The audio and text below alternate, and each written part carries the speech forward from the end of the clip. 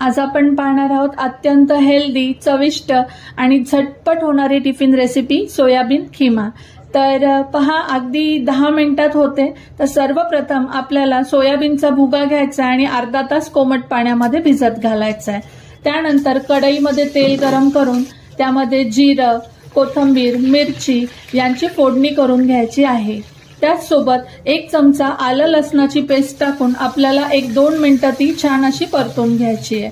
आलं लसणाची पेस्ट थोडीशी परतून झाली की आपल्याला जे बारीक चिरलेले 3 ते 4 कांदे यामध्ये घालून घ्यायचे आहेत।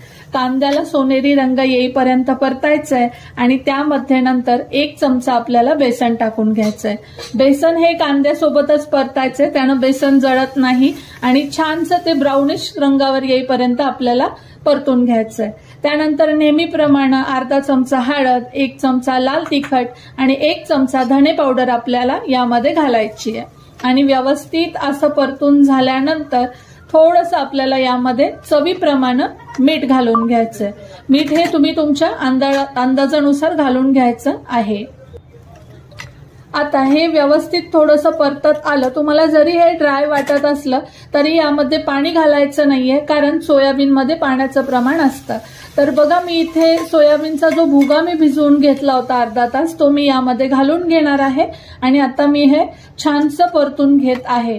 तर आपला हा सोयाबीन व्यवस्थित परतून झाला की यामध्ये 1 चमचा छोले मसाला टाकायचा आहे आणि अर्धा चमचा गोडा मसाला टाकून थोडीशी कोथिंबीर घालून पुन्हा एकदा व्यवस्थित आपल्याला परतून घ्यायचंय।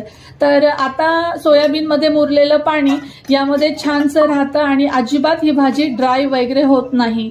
तुम्ही पहा, मी झाकण काढल्यानंतर कसा लपतपीत असा हा खिमा तयार झालेला आहे। अत्यंत पौष्टिक आणि चवदार अशी ही रेसिपी अगदी 10 ते 15 मिनिटात आणि झटपट होते। सर्वांनाच नक्की आवडेल। ही रेसिपी नक्की ट्राय करा आणि जर रेसिपी तुम्हाला आवडली असेल तर आपल्या सिंपल सुखदा या मराठी चॅनलला लाईक, शेअर आणि सबस्क्राईब करा। धन्यवाद।